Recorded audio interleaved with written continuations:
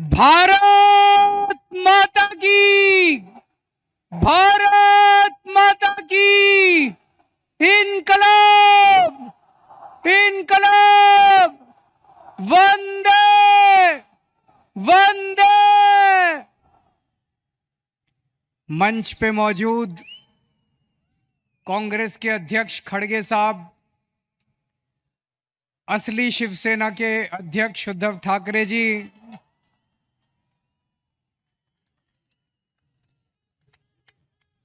असली एनसीपी के अध्यक्ष शरद पवार जी, इंडिया गठबंधन के देश भर से आए हुए सभी सीनियर नेतागण और इतनी भारी संख्या में आए हुए मेरे सभी प्यारे बहनों, भाइयों, माताओं, बुजुर्गों, बच्चों, आप सबको मेरा नमस्कार, सबको मेरा प्रणाम।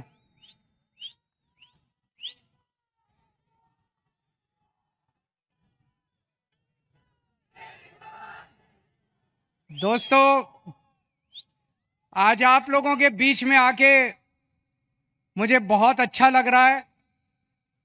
सीधे जेल से आ रहा हूं आप लोगों के बीच में।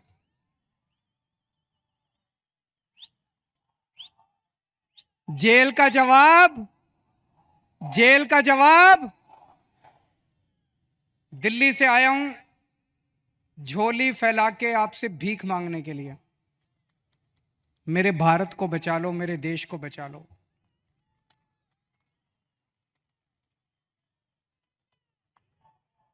हमारे देश को प्रधानमंत्री जी तानाशाही की तरफ ले जा रहे हैं।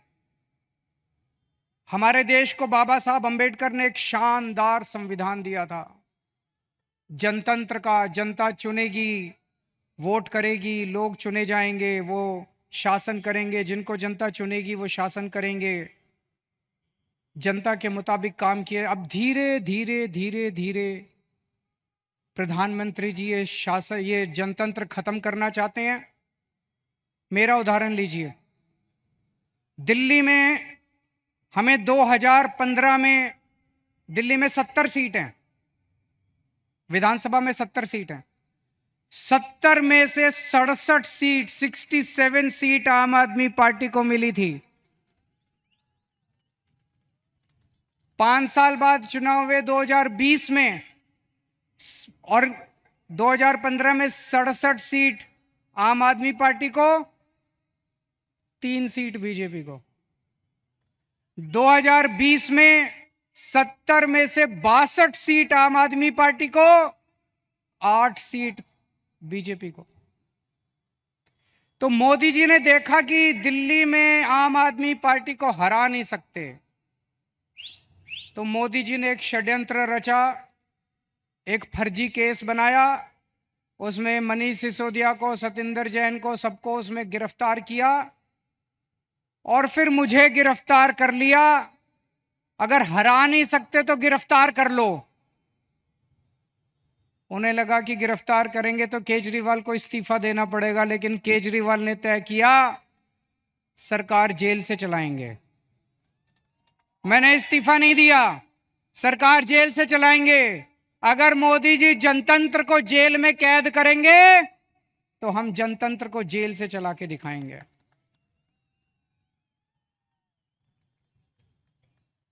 मैं एक बहुत छोटा सा आदमी हूं।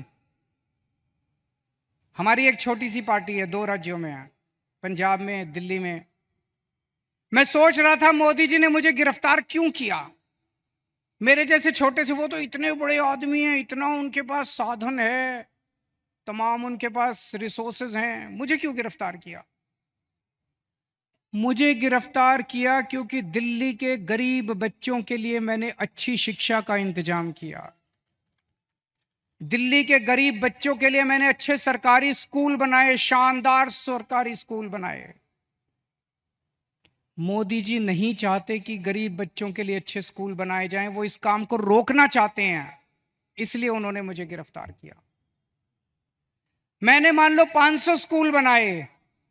मोदी जी, आपका बड़प्पन तो तब था आप 5000 स्कूल बनाते। आप तो इतने बड़े आदमी हो, आप 5000 स्कूल बनाते, तब आपका बड़प्पन था। आपने केजरीवाल को गिरफ्तार करके स्कूलों का काम रोक दिया दिल्ली के अंदर।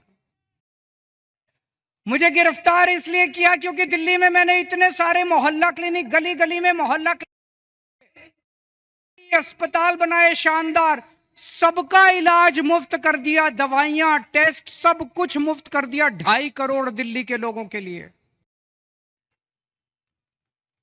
मोदी जी ये काम रोकना चाहते हैं, इसलिए मुझे गिरफ्तार किया। और विडंबना देखिए, दिल्ली के लोगों के लिए मैंने सारी दवाइयां मुफ्त कर दी, लेकिन जब मैं तिहाड़ जेल में गया 15 दिन तक मेरी दवाइयां बंद करवा दी मोदी जी ने तिहाड़ जेल के अंदर।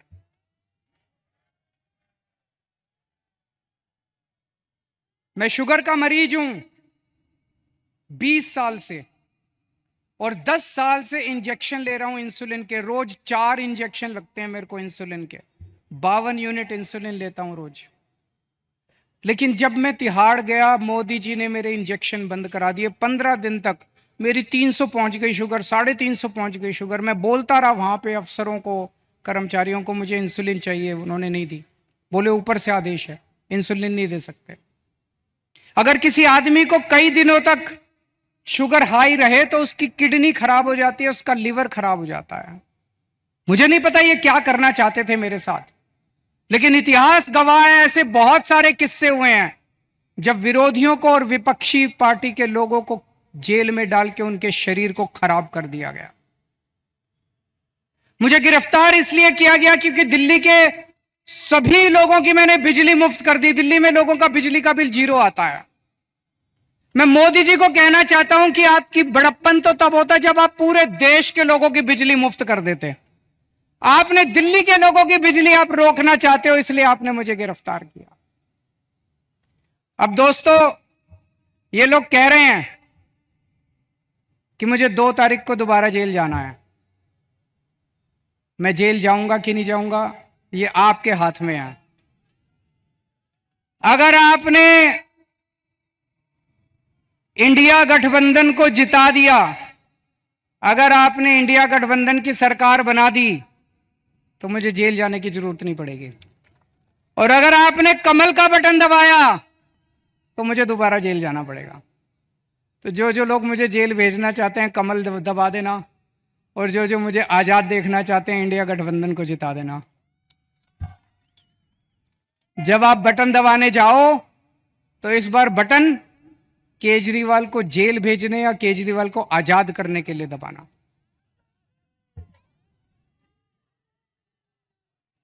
रशिया का नाम सुना है? Russia, Putin. पुतिन ने क्या किया, जितने विपक्षी नेता थे उनको सबको कैद करके जेल में डाल दिया या मरवा दिया, और फिर चुनाव करवाए। 87% वोट मिल गए, 87%। जब विपक्षी नहीं होगा, लड़ने वाले नहीं होंगे, सारे वोट आप ही को मिलेंगे। बांग्लादेश में भी अभी ऐसा हुआ, उसने सारे विपक्षी नेताओं को जेल में डाल दिया और शेख हसीना जीत गई। पाकिस्तान में भी यही हुआ, इमरान खान को जेल में डाल दिया, उसकी पार्टी छीन ली, उसका सिंबल छीन लिया, जीत गए। अब मोदी जी भी हमारे देश को पाकिस्तान और बांग्लादेश बनाना चाहते हैं। इंडिया गठबंधन भारत देश को दुनिया का नंबर 1 देश बनाना चाहता है। मोदी जी भारत को बांग्लादेश और पाकिस्तान बनाना चाहते हैं। तय आपको करना है कि आप भारत को किस तरफ ले जाना चाहते हो, बांग्लादेश और पाकिस्तान की तरफ, या दुनिया का नंबर 1 देश बनाना है। अब यही काम मोदी जी देश में कर रहे हैं, हमारे देश में, कि सारे विपक्ष को खत्म कर दो। उन्होंने मेरे को गिरफ्तार कर लिया, कांग्रेस का अकाउंट फ्रीज कर दिया। चुनाव के 1 महीना पहले उन्होंने कांग्रेस का अकाउंट फ्रीज कर दिया। अब हमारा अकाउंट फ्रीज करने जा रहे हैं। सुप्रीम कोर्ट के अंदर इनके वकील ने बोला कि आम आदमी पार्टी का अकाउंट फ्रीज करेंगे। शिवसेना के उन्होंने 2 टुकड़े कर दिए, शिवसेना के 2 टुकड़े कर दिए, एनसीपी के 2 टुकड़े कर दिए, स्टैलिन के कई मंत्रियों को गिरफ्तार कर लिया, ममता दीदी के कई मंत्रियों को गिरफ्तार कर लिया। सारे विपक्ष को तहस नहस करने के बाद मोदी जी कहते हैं आओ चुनाव लड़ते हैं। ये तो कायर लोग कहते हैं ऐसे। अरे मोदी जी, दम में तो आंख में आंख डाल के छाती चौड़ी करके चुनाव की तरह लड़ो ना। सबके अकाउंट फ्रीज कर दिया, सबको जेल में डाल दिया। इस वक्त मोदी जी एक बड़े खतरनाक मिशन पे काम कर रहे हैं। बहुत खतरनाक मिशन है, आपको पता नहीं अंडरग्राउंड चल रहा है। उस मिशन का नाम है वन नेशन वन लीडर। इस देश में वो चाहते हैं मोदी जी एक ही नेता होना चाहिए। उसके लिए वो दो लेवल पे काम कर रहे हैं। एक लेवल, जितने विपक्ष के नेता हैं एक एक करके सबको जेल में डाल रहे हैं। कईयों को डाल दिया, और अगर वो जीत गए, भगवान ना करे वो जीते, अगर वो जीत गए, मैं आपको चैलेंज करता हूं अगले चुनाव तक ठाकरे साहब भी जेल में होंगे, खड़गे साहब भी जेल में होंगे, राहुल गांधी भी जेल में होंगे, प्रियंका भी जेल में होगी, केजरीवाल तो है ही जेल में, शरद पवार साहब भी जेल में होंगे, ममता जी भी जेल में होंगी, स्टालिन भी जेल में होंगे, पिनराई विजयन भी जेल में होंगे। तो एक उनके लेवल पे काम कर रहे हैं, विपक्ष को सबको जेल में डाल दो, जैसे पुतिन ने, शेख हसीना ने, जैसे पाकिस्तान वालों ने जेल में डाला। और दूसरे लेवल पे उनकी अपनी बीजेपी पार्टी में जितने नेता हैं सबको पैदल कर दिया, सबकी राजनीति खत्म कर दी। देवेंद्र फडणवीस को खत्म कर दिया उन्होंने, शिवराज सिंह चौहान को खत्म कर दिया, वसुंधरा राजे को खत्म कर दिया, डॉक्टर रमन सिंह को खत्म कर दिया, खट्टर साहब को खत्म कर दिया। एक ही बचा है। कौन है? अगला किसका नंबर है? अगला किसका नंबर है? सारा देश जानता है अगला नंबर योगी आदित्यनाथ का है।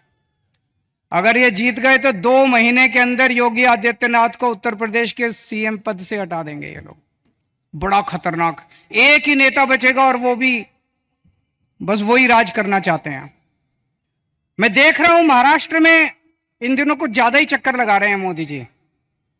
अभी थोड़े दिन पहले आए, इतनी गंदी गालियां देते हैं वो, प्रधानमंत्री को ये शोभा नहीं देता।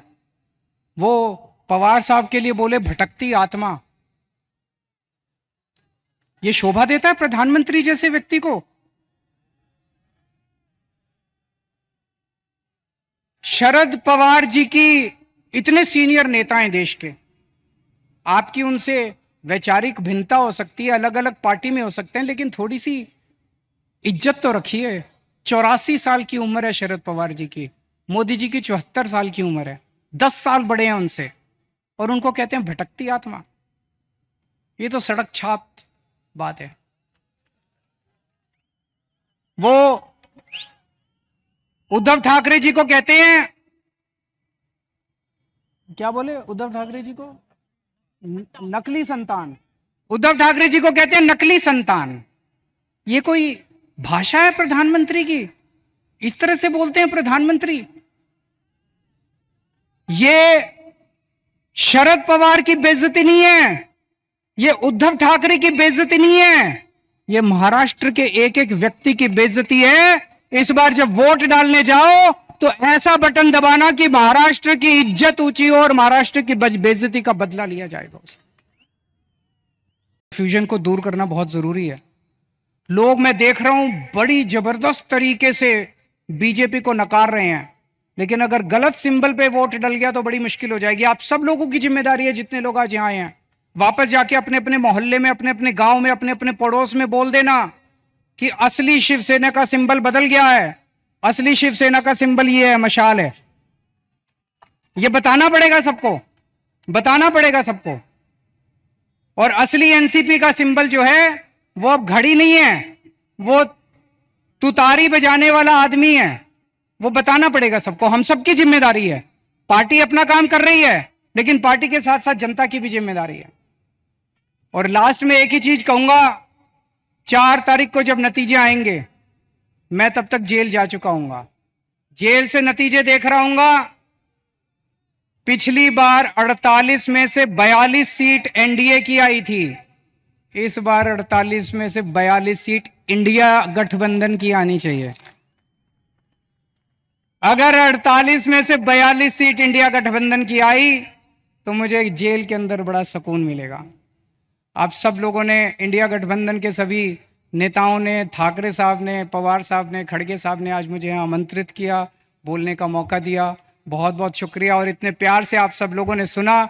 आप लोग खुश रहें, स्वस्थ रहें, भगवान आपका खूब खुशियां दे। भारत माता की।